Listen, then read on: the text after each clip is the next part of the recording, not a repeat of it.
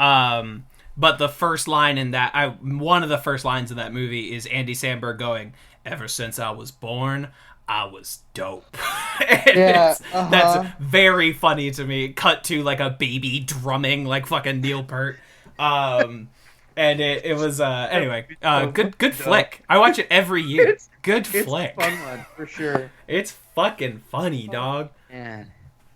Do we want to talk a little East European witch action television program? Oh, the one with the speedy semi-precious metal.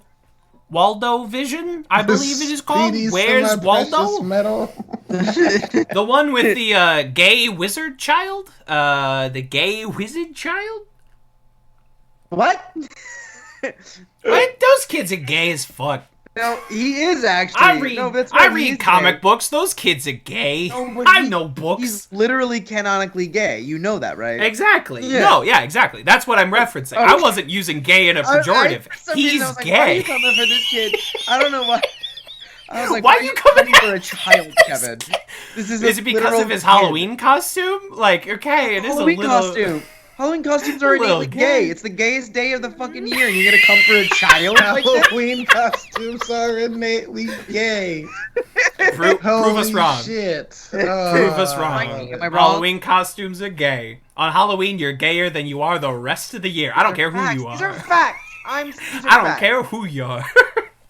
I have seen straight people wear the gayest shit ever on Halloween, and they're like, "It's Halloween. It's just a joke," and I'm like, "Okay, all right." There's something to that, like, it unleashes something in all of us. And I don't think it's Satan necessarily, although, Could won't be. rule it out.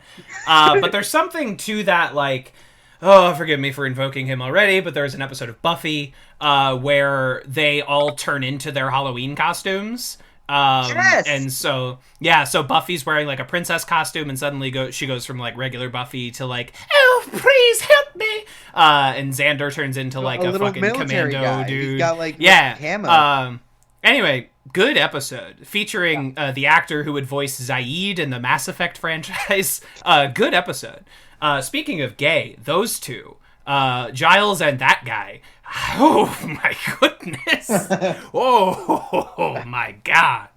No, there's something to be said about Halloween where it's a day, like, fundamentally, it's like, you're allowed to embrace the scary and the whimsical and the goofy, and you're not taken seriously, and you're allowed to play. And I mean, I'm saying this from a place of truth also, like, so many young queer folks, like, their first time that they get to kind of experiment with some sort of presentation or outward sort of flag, if you will. You know, just anything that it's Halloween is a space where you can get away with a lot, and people just go, "It's Halloween," you know, nobody cares. It's Halloween, and yeah, it's like when in conservative high schools, there's the one like show or performance where the football team all dresses up as cheerleaders. Yes. And without a doubt, it awakens something in somebody. Right. Without a doubt, As somebody it goes, should. huh. Did I tell you? I don't know if I ever told you this. I single-handedly. So when I was in high school, weird flex. I was captain of my drumline, and they had this whole these meetings, right? For band camp is of course what they call it, but we're not going to evoke This one time at band camp. exactly. Haha, get it out of the way. So Yeah, okay. essentially, throughout the process, at least at our school, you would go through like different days that are different themings, right? Just stuff to. I mean, I'm from Florida, right? So you're out there for hours at a time during summer in Florida, often carrying heavy instruments, unless you're a flute, in which case I say I feel no sympathy for you. If you're whining, get over it. Suck it up, Buttercup. I wouldn't say that, but I know you wouldn't. Yeah. I would. stop whining. My drum weighs more than you do. So, like, anyway, wow. Anyway, so you pick out these different events that you want to do throughout the course of band camp, so that you like have a good, it's fun things to do, and then you have like competitions, just stuff to keep you going through the day because it's chaos, right? And Sure. I managed to convince and turn the band to do this thing. And it ended up turning into a band tradition. I don't know if they still do it, but I know they did it for a few years, even after I left. I got it. So I convinced the entire band to do what I called dress up as another section day, right? Mm-hmm. So naturally, I said Section spelled Sexion. but like oh my god. Sorry, keep going. But like, Sorry. it took me way too long to process what the hell you just did. But no, Sorry. So naturally, so I'm going through it, and I'm like, yeah, and we'll figure out who's gonna switch. So I'm like, okay, saxophones will dress up like trumpets or whatever the fuck. I don't even know. The only reason I did it was so I could say, all right, drumline has to dress up like color guard, and color guard has to dress up like drumline, which at that time, and it has changed a lot since when I was in high school, but at that time, specifically also in Florida, drumline was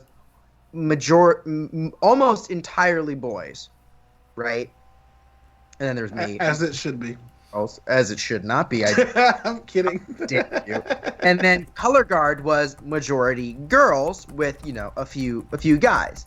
That was just kind of how it worked. There is a gender dynamic there that I literally don't have the time or space to get into. But I said, here's the deal. I'm going to make it so that half of the people on the football field in the middle of the day in a Florida summer are going to be dressed in a gender flipped fashion. So you've got a drum line full of teenage boys wearing sports bras and Sophies running around. And then you've got like color guard wearing these like big basketball shorts. It was this whole goofy thing, and I don't even know how I got started on this story, but it was a very fun excuse for me. The thing was, I was like, yeah, I'm gonna have fun. I'm gonna wear a sports bra and Sophies, feel my damn self, right? Feeling cute. And everybody was like, this is funny. It's all goofy. And of course, but the rest of the guys in the drum line, right? I mean, I was, queer as a $3 bill. Like I did it for me. And they just had to go along with it. But they got into it. Like there were literally these guys. They end up being They would coordinate with the color guard. It was hilarious. They would bring baggies of clothes and swap with, and then you would end up the day with like. Some of the girls from color guard would like draw on fake mustaches and like do this stupid stuff, and then some of the guys from like the baseline would put on not sports bras but bras and stuff them like so they would have massive tits and just run around, and it was hilarious that I managed to pull this off at a school that also had a principal that was against a GSA, a Gay Straight Alliance. Damn. So I just want to point out and completely interrupt this very productive conversation that when you said queer is a $3 bill, my dumbass brain fixated on some older British man reaching into his wallet and pulling out a 3-pound bill and being like, how queer. That's queer. No, exactly. That's exactly. Whereas I know it as like a southern gentleman's phrase. Queer's a $3 bill. I also can't believe, Jace, in the middle of that, you just dropped I didn't have the time or space in the middle of like a week where we're about to talk about fucking Expector Space Time. This has been Jace's band stories, second week in a row. Is this a new segment on the show? Time will only tell. But let's talk. Jace's high school band Queer Corner. Speaking of people dressing up as things, let's talk a little bit of WandaVision. I dare tempt Satan with this sentence, but not a ton to like actually pick apart in these episodes. But again, I tempt fate with those very words. So when was the last time we talked about this? Two of the most we talked in like 2 episodes ago. Okay, so we have to talk about the introduction of. We didn't talk about we didn't talk. But it's still for me the Quicksilver of it all is still potential energy. They still haven't besides his very presence, we haven't like pulled the trigger on what we're doing with him yet. So it's still just like, I don't know, what do you think's going on? No, the only answer that for me, the only answer I was looking for that I got was, does this Peter have powers? Right? So he does. Does this Pietro? Peter? No. Pietro. Okay, it was a Fox X-Men reference.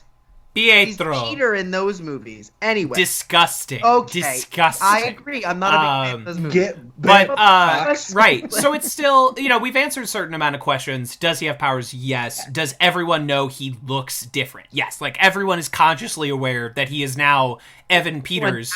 But he is now a supporting character of Kick-Ass and not the title character. Because they're both in that movie. I said it off mic, and I'll say it again here, with the addition of Evan Peters, WandaVision is now the best season of American Horror Story. It's now officially the best, most coherent season of American Horror Story. That's all I got. It did answer. Okay, we got a question answered. Is like our big debate from the last time we did this, which was the town already there? Is she creating buildings or is she modifying them? The answer is they are being modified. Like the government truck goes in and it turns into a clown truck, but it was a real truck first. Right, and I think the one that did that for me was when, as it expands, it swallowed the Westview sign, which then made it explicitly clear that Westview was already there, right? Yes. That sign was outside of her purview, and she swallowed Westview, and there was somehow residual energy around it where they were like, Westview is not a thing, and Monica Rambeau just does the eye thing of like, there's a sign right behind you. I can see, right? You can. Seeing this, but it does. But they don't see it because there's magic in their brains. Right. They've been magic brained. Right. But that, of course, does bring up the other thing that Kayla brought up, which now I'm actually fully on board with. I don't necessarily know if all of these people were initially in this bubble when it started. Is there? I think it's possible that this sign was in the bubble and got changed, and then the bubble receded. So, we see Westview, and they're like, yeah, that's not real. And the reason I say that is because... Caleb, you keep doing this, Caleb, no. The reason I say you're doing that... Okay, say your thing. The reason I say that is because this most recent episode, without getting into it, so we can talk about the previous, this most recent episode, we see multiple characters dressed as witches, which is interesting, because so far... Wanda's never gotten a nickname. They made that clear earlier in the show. They never called her Scarlet Witch ever. I think that's also because... okay, keep going. Wanda puts on a witch costume for Halloween. Sure, it's the original Scarlet Witch costume that Joss Whedon said she'd never wear. Fuck you, buddy. Yeah, what a wonderful fuck you to Joss Whedon at this time. Yeah, right? So good. Wow. Listen, Elizabeth Olsen wears the hell out of that costume, and I'm not saying that in a sexual way. It looks great. The headpiece looks better than I ever thought it fucking impressive. could. Those made me think are so camp, so cheese that it's hard to pull them off and make them look good, and It's made me think that maybe one day we will actually get Wolverine with his little eye wings. Maybe there is a way to pull that off. I thought it impossible, but now I think the sky is truly the limit. We initially thought it impossible when comic book movies were still just barely sliding under the radar as not the nerdiest fucking thing on the planet. And now comic book movies are fully taken hold in the American and worldwide psyche, and so it's no longer nerdy to be referential. When before, But what I'm saying is not even we won't do the reference. Is there a way to make it not look like the dumbest fucking thing in the entire worord when translated to a 3D space? That's what I'm saying. And I'm like, maybe anything's possible. Maybe I was limiting myself in dreaming that we will get Wolverine's little eye wings. His little pointy face. I don't know. I still don't think we're going to get that. I mean, it would be fun. I don't think. It would be cool. I mean, if you want to do, Wolverine, his, blue jeans, white shirt, cowboy hat, I'm fine with that. But a boy can dream. If they went straight to that and didn't even try, I would be upset. Because I would at least put him in the yellow jumper. Put him in the yellow jumpsuit and start there, and then maybe we can try the wings. I don't know. Sure. I think for me, honestly, the most impressive part about the costumes for this episode was fucking Quicksilver's hair. Oh my god, Jesus, bananas that they just did that. That they just did, and they pass it off because it's Halloween, and it just looks a little doofy on purpose. It's Tommy, right? Tommy's Speed. Yeah. Sure. Actually, isn't it Tommy and Peter, and isn't Peter the fast one? Isn't Tommy the witch boy? No, it's Billy and Tommy. Billy and Tommy. Oh, it's Billy and... Oh, I don't fucking know. Billy like William Shakespeare, and Tommy is just Tommy. And Tommy Hilfiger. Is that what it was? Yeah. No. I don't know. But yeah, no, Speed, literally... I love that for Speed, they didn't even... They just leaned into the he loves his uncle, and instead of giving a reference to the Speed costume that they introduced to him in the Young Avengers comic, they just made him another Quicksilver. But they fully went with the Wiccan costume for Billy, which was cool. Yeah, as like a nice little like toned down homemade Halloween costume version of it. It really made it work. It was very cute. Sure. Absolutely.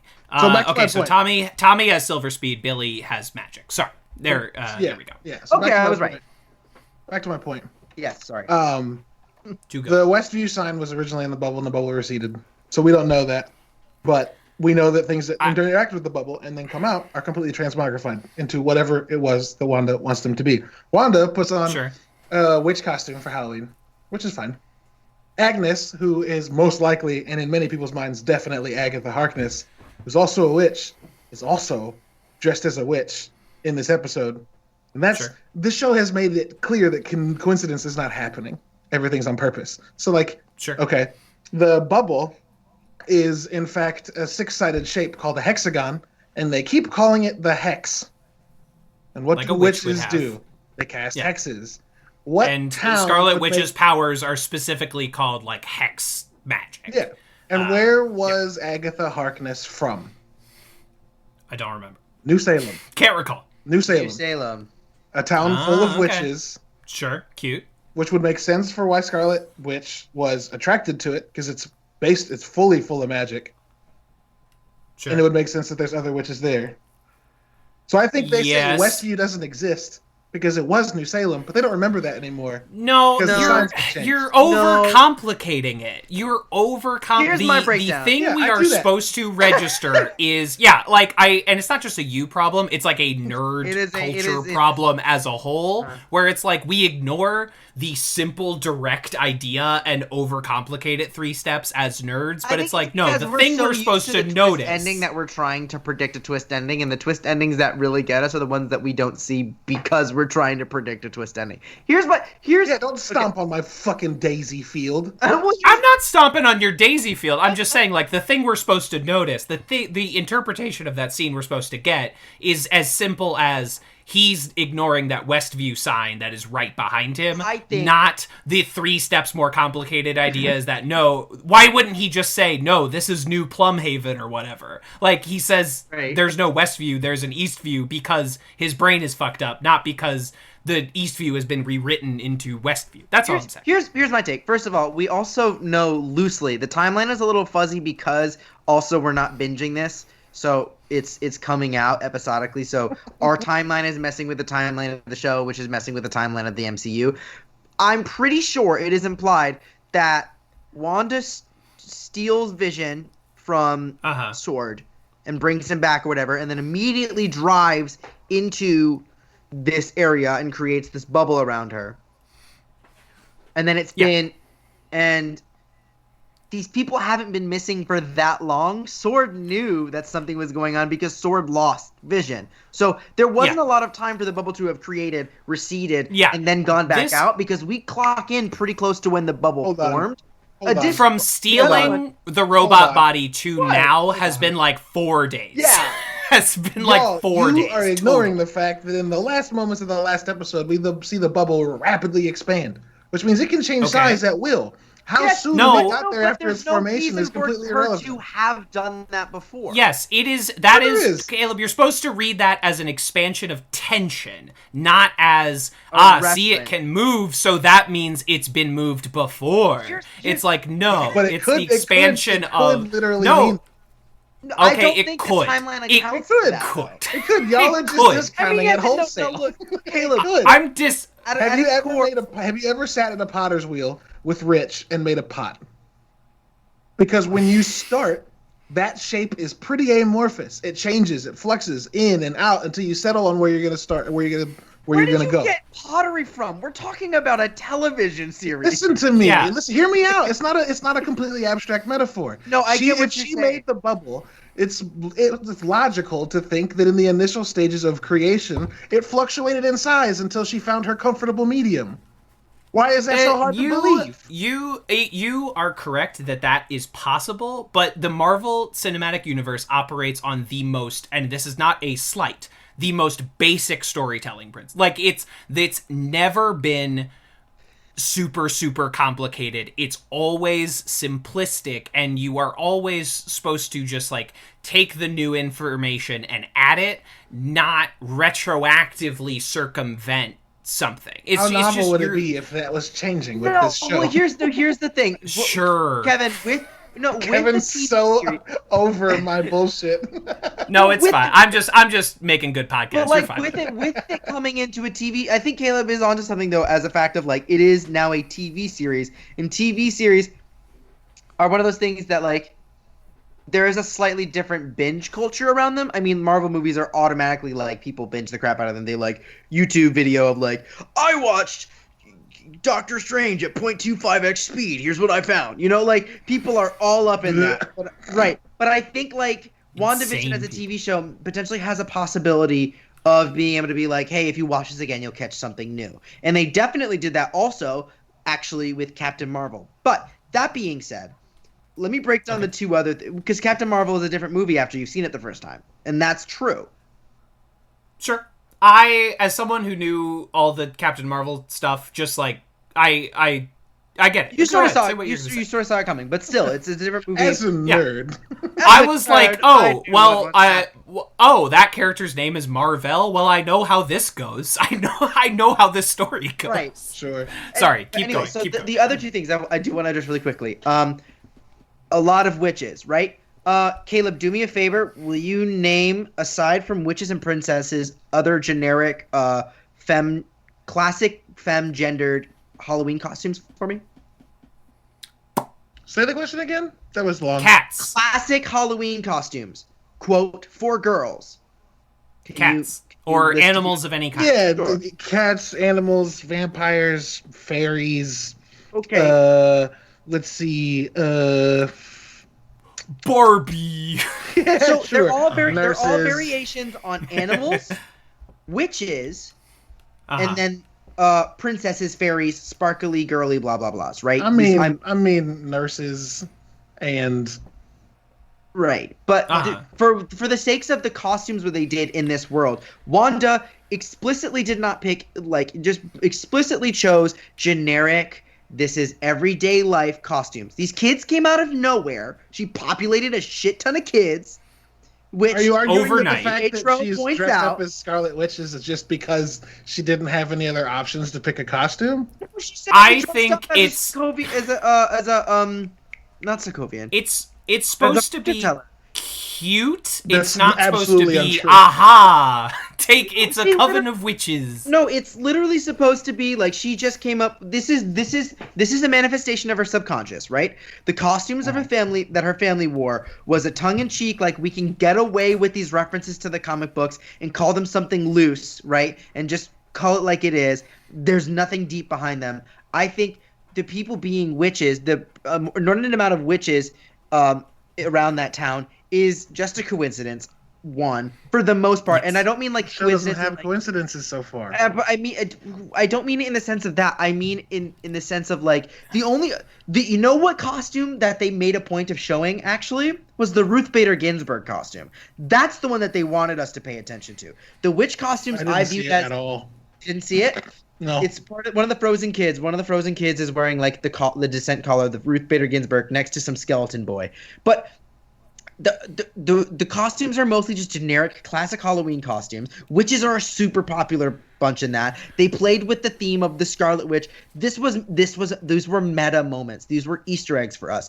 Now, with Agnes being from New Salem, I could totally see Agnes actually being a witch. I could totally see that's why she was put into a witch costume. I think that's it, though. I think literally, Wanda put on the witch costume because she's Scarlet Witch. Yeah, she put it on because it's a fun Easter egg for the fans. No, because it doesn't. The Scarlet Witch costume. It doesn't look like anybody that saw that costume would not. Nobody looking at that costume that didn't know Marvel would go, "That's a witch." They would go, "What the fuck is that red abomination? What's going on with you?" Right. So, and then when she says it, she says she's a fortune teller from. Where is she from? Sokovia. Oh, it is Sokovia. Okay, duh. Yeah, she says she's a Sokovian fortune teller. That's not true. Yeah. Who cares if it's true? That's her reality. That's what she's telling us.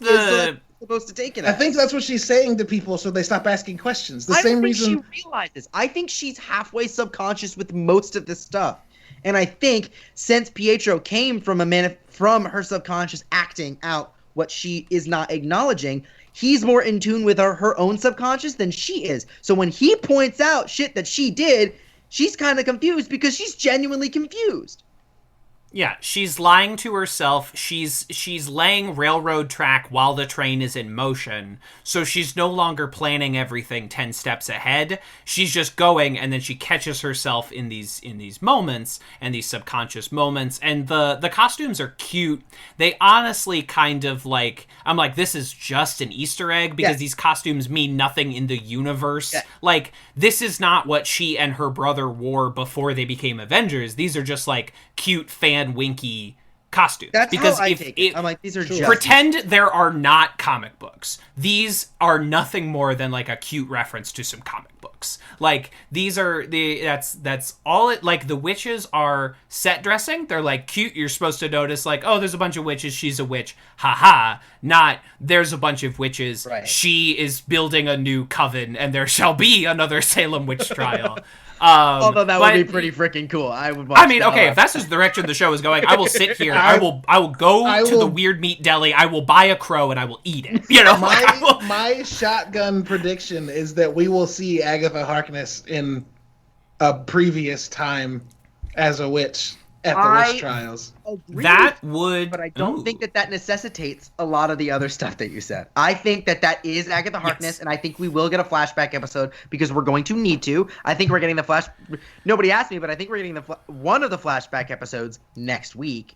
I mean, if there's 3 more episodes of this fucking show, if they're going to do next episode, if they're going to do Mephisto, if they're going to do make more mutants, if they're going to do any of this stuff, they need to start laying track for it, or else it's just going to be this thing that happens. Like when you were watching Watchmen the TV show, right? The 9-episode Watchmen the TV show that came out a couple years ago. They want to do the Dr. Manhattan drop at the end, so the second to last episode is like, here's all the Dr. Manhattan track you need. We're going to spend, like, here's the episode where we just lay down the Dr. Manhattan track. And right before that, they're like, here's the episode where we lay down the Hooded Justice track, right? Like, we're gonna, like, this show my problem with these 2 episodes is that, like, cool, you dropped Quicksilver in here, but then the next episode is just them chatting, which is fine. Building dread, building mystery, that's all part of episodic story. Let me finish. That's all like fine as far as like weekly episodic, you know, dramatic storytelling goes, but like you need to now stop doing some mysteries and start actually doing your ending answers. Because like Harkin, this sword guy, cannot be our primary. I mean, like, I've talked a lot before that, like, Wanda is the pro and antagonist. Like, she is the Joy in Pixar. Like, she has set up all the problems and now she needs to fix them. Or Marlin in Finding Nemo, you know, keep going. We need to actually start paying some shit off and actually building up to the last 3 episodes, because so far all this mystery, it's very enticing. Every Friday, as soon as my lunch break hits, I'm watching the new WandaVision. I'm in. But you have 3 fucking episodes left, so now is it like, if this next episode needs to introduce Mephisto, or Mephisto coming out at the end is gonna be just like, Mephisto, and I'm gonna be like, well, that's dramatically unsatisfying. Like, it's cool for me as a comic book fan who likes Mephisto, but like, if like people are like, she's gonna create mutants in the MCU, I'm like, bitch, they have not said the word mutant on this show. If that is what they're doing, they need to, episode fucking 7 needs to be her saying, I wish there were more people like me, so that the ending is anything. So that, because like the No More Mutants moment at the end of House of M, because it's the last thing that happens in that story, is like, there's all these problems that have been caused by mutants and her status as a mutant and her dad who is a mutant supremacist. And when you're raised by a mutant supremacist, you're gonna get some fucked up ideas of what mutants are supposed to be, right? And the whole point of that story is Magneto going like, fuck, this is what my kids turned into? Like, shit, I fucked up bad because I raised Quicksilver and the Scarlet Witch who killed most of my people, or like removed their identity, and Quicksilver who told her to do it. So like, if we're going to do this story, now you actually have to start setting up track for the end of this story. Sure. That's all I'm saying. Right. Now is the time. Pull that gun, and if we come back next week and they've done it, I will clap. I will clap and I will applaud.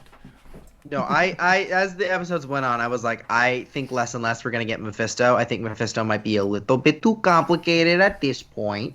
I think they should combine Agatha and Mephisto. Just like I think Catherine that Hahn we be should. both. I agree. I think that we should just let Agatha be kind of a Mephisto-like character. Also, I think it would also be cute because you know how in the earlier episode she's always talking about her husband, who we never see, which is a sitcom trope. I think that could also be like a subconscious thing of like. It's like Mephisto's not in this, but it's like she's loosely like we meet her, and then at some point later on in the MCU proper, Mephisto comes about. I could see that. I don't think Mephisto's going to be a big role in this. I think Agatha is going to come in at some point somehow. I really don't know. If you want to do Dr. Pandemonium, who uses Scarlet Witch's Mephisto kids as his hands, who has baby bite hands, like if you want to do that. You know, I say go for it. Oh my God. But you have to like start laying the track for Professor Pandemonium or whatever the fuck his name is. Like you gotta start actually like setting some things up and not just like making me sit here and go, I wonder where this is going. What you said though about the whole Pietro coming in at the end of this episode 5, and then great cliffhanger, excellent. Feeling like episode 6 was just a whole lot of them just talking. I don't view this as an episode about Pietro. So, well, that's true. And I think that this was actually one of my favorite episodes so far. It was one of my least favorite. Yeah, see, Kevin said the same thing. Kevin felt kind of bored with it. From what I don't want to put. I don't want those words in my mouth. Like I thought it was fine, but you have the Quicksilver cliffhanger. And then you don't do anything with that in this episode. And that's fine if you want to, like, lay some track. Like, the loser brother hanging out with... Like, that's a classic sitcom thing. I'm glad we're, like, roping that in. I love the Malcolm in the Middle vibes of this whole 6th episode. Because I grew up on that fucking show. So, like, it was cool to watch it fucking happen. It was an excellent show. I can't believe I not once... heard someone predict Malcolm in the Middle as a show that they would reference. You know how like everybody was like, we're gonna get like Modern Family and we're gonna get this, we're gonna get that. I never That's heard still coming. Malcolm. Next episode they're gonna be talking into camera. Like money on the table. Right. Well, I mean they did a little bit, but they did it in the Malcolm in the Middle sense. No, right? I'm talking about like documentary style. We're gonna get that. Which I'm fascinated by. But I think for me, but yeah, first I was so shocked when they did Malcolm in the Middle. I was like, oh my God, this is amazing. But I actually saw this more so the bubble itself was the main character. The Hex itself was the main character of this episode. And that's why it was so exciting to me. Because we then got to see the relationship between the Hex and Vision. We then got to see how that played into the way Sword is focusing not on Wanda, but focusing on Vision. And it is good to know that when he leaves the bubble, he's still alive. Yeah. Like, that is that, like, that extends... Yes. Yeah, absolutely. He was walking. He was talking. He was, like... What I thought was he was going to extend outside the barrier and just fall over. No, I saw it as... part of the fundamental basis of the Hex is based around Wanda not wanting to lose Vision. So when Vision breaches the border, it's at direct odds with what the border's function is. So Vision is trying to break free of something that is intentioned to hold him in. So he is alive and he can survive outside of it, but he has to fight, and that's why he's saying, help me. I think also what this episode did... He doesn't survive outside of it at all. Yeah, he does. At all. He's alive. He doesn't die. He's alive. He's absolutely dying and disintegrating when the bubble comes out and like scoops him back up. Doing that to it's him. Pulling him back in. Yeah, which means to me, like the bubble is his life support, and as soon as he steps out of it, he dies. No, that's exactly because he stepped outside of it and then he died, and he didn't die. I don't think he would have though. Life support. I think the bubble is quite literally a cage. What about what happened to Vision outside of the bubble? Did not scream at y'all that he was dying. I'm watching the special effects It's not a hive mind. It's not a you cut it off and he goes and then just drops dead like a robot from a Phantom Menace. It's the thing that's giving him life, and as soon as he removes himself from it, he starts fucking dissolving. I don't think so. Because it's pulling him back in. I think why would he pulled in? He hits the Why ground. would he just... The pieces of him are falling back in, yes, but he doesn't as a whole go whoop. He falls to the ground and fucking starts to die. No, he's in pain because it's pulling him back. He's dissolving, y'all. He's disintegrating. Directionally, no, piece by piece, he's being pulled back in. Why would he dissolve? He has a body. But his body was in pieces. No, his body was a flying huge off fucking as he's being pulled back. When you see pieces of his robot body. Through solid objects. When you see Wanda walk into Sword, Vision is in chunks. He's being vivisected by Sword. So when he leaves the bubble, he starts falling back into those pieces. No, but he also doesn't have the Mind Stone at Sword, and he does when he's outside of the Hex.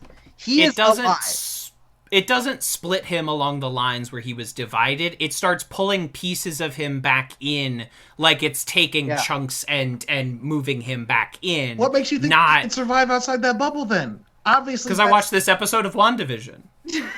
I think survivability does not give him 10 minutes out there. We saw him for 30 seconds and he was prone on the ground without power, dying.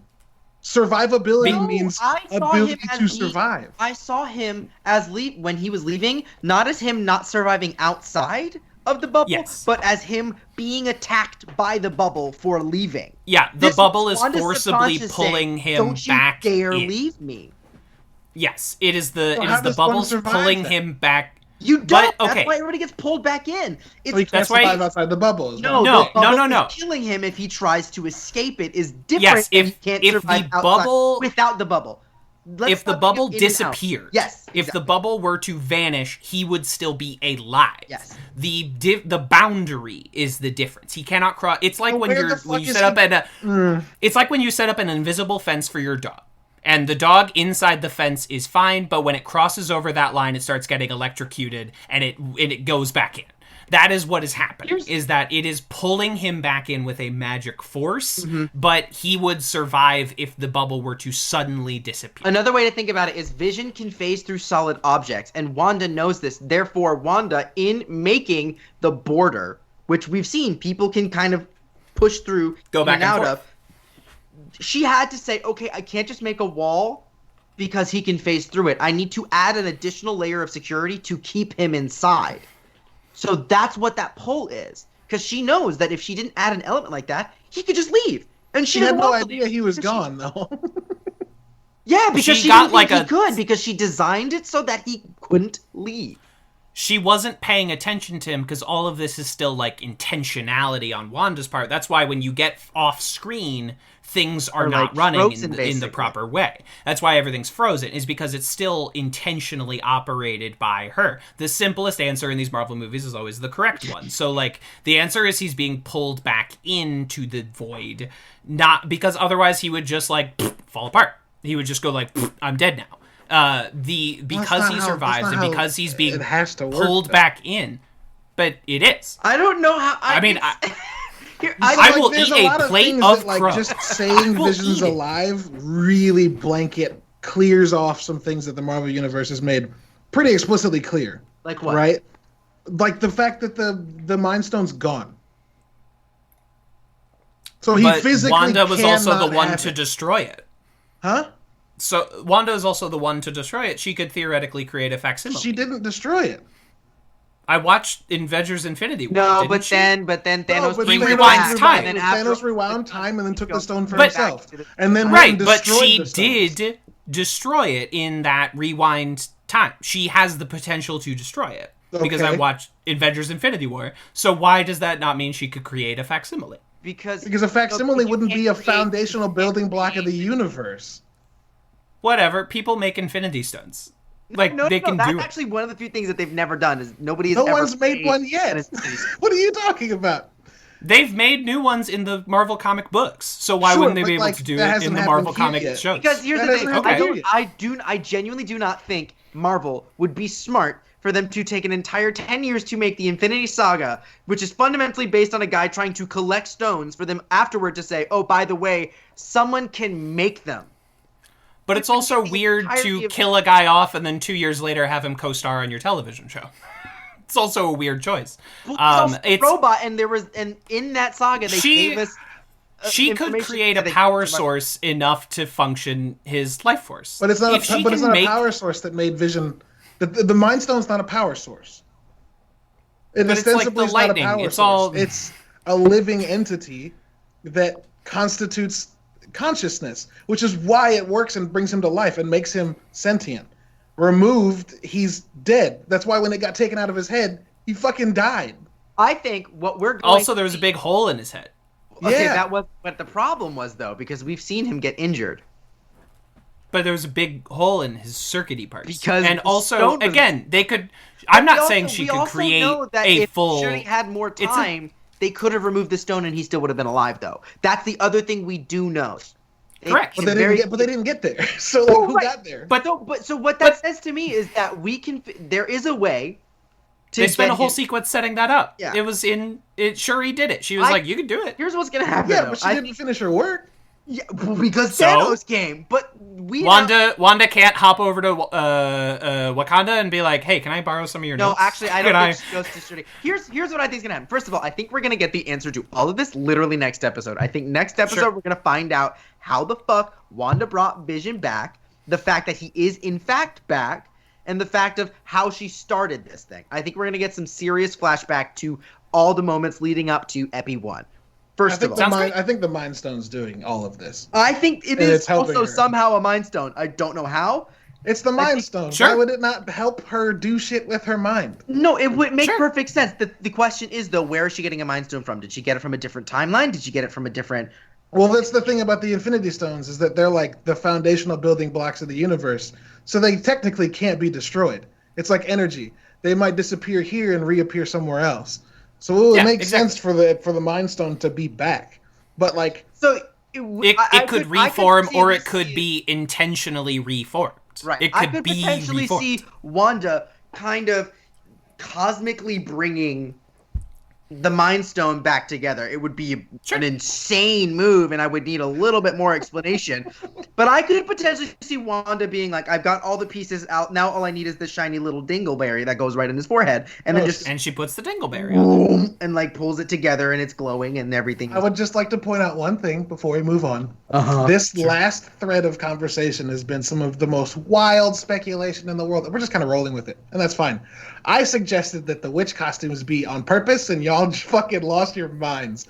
Like, they could be on purpose, and they could specifically be on purpose for the reasons of the show. For me, the text and the context is different. Like, it's the way that the text has presented each of these pieces of information. The witch thing seems implausible, and the Mind Stone thing seems plausible just based on the text that we're given. But again, I will go to the weird Brooklyn deli that sells rattlesnake meat, and I'll buy crow meat, and I'll eat it. I'll eat it right here. I'll boil it, and I'll fucking put some soy sauce on it, and I'll fucking eat crow. In my opinion, given the fact that the show has already made it clear a couple of times that, like, Wanda has never taken a nickname and also doesn't really know a whole lot about where she comes from outside of the things that she experienced, but those are fractured right now.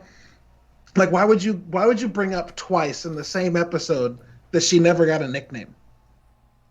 I don't know if they brought up that she never got a nickname. I think, well, first of all, fan service. But I actually don't. I trust Marvel specifically. I don't trust Disney to not fuck up fan service because they do it consistently. But I actually trust Marvel to do it with a little bit more tact. I think I also get The Mandalorian.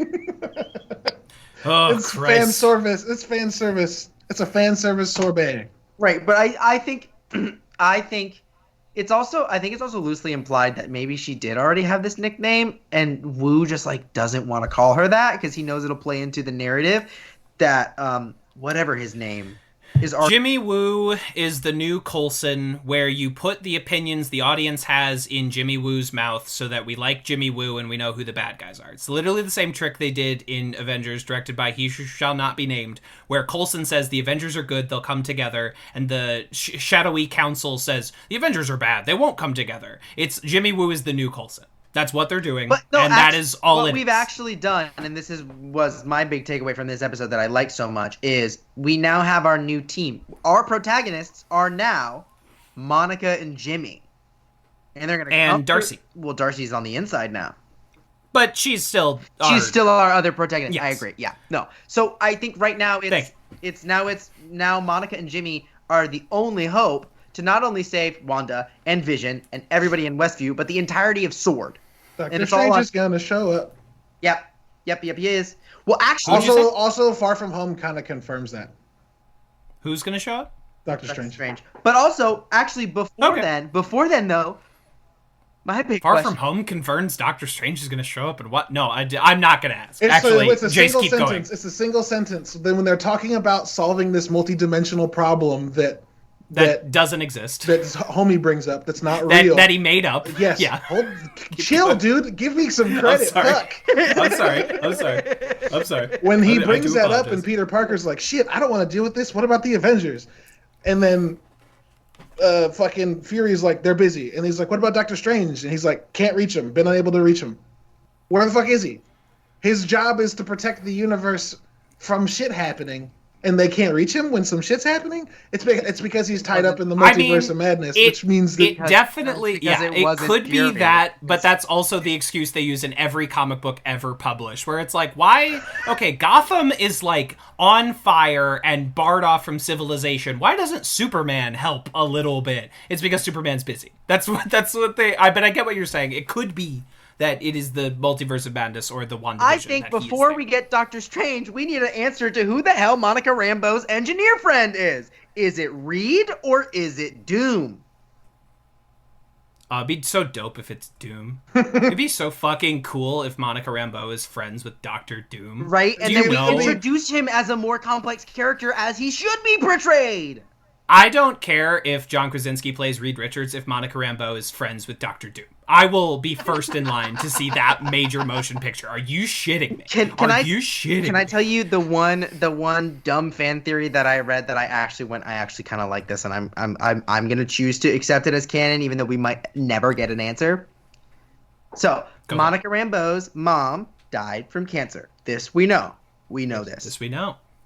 Great. We also know that she died from cancer after the snap. This we know. Yeah. Correct. We also know that there was a bit of a falling out, sort of, with Monica Rambeau and Carol Danvers. This we know. Wait. Is it not that she just straight up disappeared? Is it not the end of Captain Marvel where she fucks off into the universe for 20 years? It could be something else. I'm just like, that's what I assume she's mad at. Captain Marvel, at the beginning of Endgame, has long hair. And then we flash forward 5 years, and she's got short hair. Is it possible, and this is total dumb shit, but I love it, is it possible that Carol Danvers... Which costumes were on purpose? Yeah, it's possible. That Carol Danvers shaved her head in solidarity with her best friend who had cancer. Oh, it is possible. No. And that's why her hair is short. Because it's growing back in. I will allow all of you nerds that anything is possible. I always think tiny. I was like, I always think fan service is much more likely, and it's just that they wanted to give her iconic haircut from the comic books. But I will allow that is possible. I'm accepting that as my headcanon. She also filmed all of her scenes in Endgame before filming the movie, so her hair changed. Her hair change has nothing to do with the movie, though. No, they CG'd her hair on. They did all of Captain Marvel's filming and stuff before they did any Captain Marvel stuff, though. Right, but they had years ahead planned. I mean... And if they wanted to just have her have short hair, they would have done it earlier because they CG'd her hair onto her in a large chunk of some of these movies. She had short hair, and they gave her the long hair in CG. They also gave her a wig. And also Brie Larson's hair is naturally long. The short hair is the deviation. The short hair is the variable, not the control. Whatever. I like to think that she cares about her best friend, Sue me. I love that. I love that for you. I love that for Carol. Otherwise. Yeah, headcanon until disproven. So I say go for it. You know what? You know what's gonna? I don't want to. None of my headcanon got approved until dismissed. That's fine. I'm not bitter at all. Oh. Your headcanon was not about girl love. Your headcanon was about witches. Bro. I'm sorry. Hey, again, All right, I will lay this down at the end of this WandaVision talk that I am not editing. I refuse. Again, all right, Caleb, I will look you dead here. I love you. We're being contentious for fun, not because I don't respect you. Let him finish. But I will. Okay, and I'm gonna I'll put this down here. If Westview did not exist before Wanda got there, if Jimmy Woo drove through the bubble before we encountered him at the beginning of his introductory episode on this show, and if there is a fucking coven of witches involved in this, there is a coven of witches in the town, not Agatha's from a coven of witches. If any of those three controls are true and end up being the canon of this, I will do a challenge of your choice. Whatever you like, I will find crow meat and I will eat it, or I will kill one and I will eat it. I will boil a sock and I will eat it. I will lay this down out of respect for you, because I've been very drunk and dismissive here, and I do apologize for that. If any of these three items turn out to be in the show, WandaVision, I will do whatever you say. Barring social norms that I would not cross. Okay, you know what I mean? Like, I will not streak, I will not use an epithet or a slur. I don't think you're going to ask those things of me, but I will do a food-based challenge of your choice. Can we wrap this up? I know it's not my show. Yeah, we're wrapped. So can we wrap this up with? It's your show. It's 1/3 your show. Can we? Can we wrap this up with, like, as like a group, like, top 3? Who do we think / who do we want to be Monica Rambeau's engineer friend? I think it would be. I don't even know what you're talking about. I don't even know. So a couple episodes back, she says, "Okay, this might be a way that we can enter the barrier without realizing it," and she talks about constructing this van out of special material that can repel photons or whatever the blah blah science fiction jargon, right? She says we can build a tank and we can get in. She says, and they were like, "Can we do this?" And she was like, "I might have an engineer friend." It's basically a throwaway line. She's texting someone in one of the scenes, where it's just her, Jimmy, and Darcy, right? Yeah. And then at the end of this episode, this most recent episode, she says, she brings up her friend again. She's like waiting to hear back from her friend, and then the thing expands, and she's already on her way to that friend. So it's implied that at the start of this next episode, we're going to see her come up to and open the doors to her engineer friend. Some engineer friend. Some insanely smart engineer. Some Marvel Cinematic Universe engineer. This is a big reveal. They played it super cool. I'm telling you, it's a massive reveal. It would be absolutely bonkers if it was Doom, right? Victor Von Doom would be nuts. Could it be Reed Richards? Maybe, but I don't view him as much as an engineer, as much as like an astrophysicist type vibe. He is. He would definitely qualify as an engineer. That would not be the primary way I describe it. Exactly. So I don't think it's going to be Reed. It would be cool. I think Victor Von Doom would be sick. That'd be sick. But, like, who else could it be? All right, I think there is a less than a 1% chance that it is the person I'm about to say. But I am basing this on the phenomenal 12-issue Marvel series Next Wave, Agents of Hate, where Monica Rambeau is one of the 5 central characters on Next Wave, the Agents of Hate. And I will say that it is Machine Man, who is an incredible bastard of a character. I love him dearly. He's created by Ultron. He's a sometimes Avenger, and when he met the gods of space, they called him a dick. So I am hoping that it is Machine Man. Caleb, do you have any wild out there guesses as to who it might be? Reed or Doom would be dope. We know we're getting Ironheart eventually. She's an engineer. That would be fucking sick. Ooh. Oh wow. Yeah, that'd be sick. I can't believe I didn't think that it could be fucking Ironheart. And what better engineer friend than like a fucking intern at Sword who's this young black. Yo, give Darcy a bestie, please. I know she's already besties with that whole Thor gang, but like I want another. Crew. Also, regardless, I think that would be stunning. I love that answer. So, okay. Machine Man, Ironheart, or Victor Von Doom? Who's it gonna be? Who's it gonna be? Who's it gonna be, folks? Folks? And now we'll segue into our regularly scheduled programming. Yes. These are just getting longer and longer.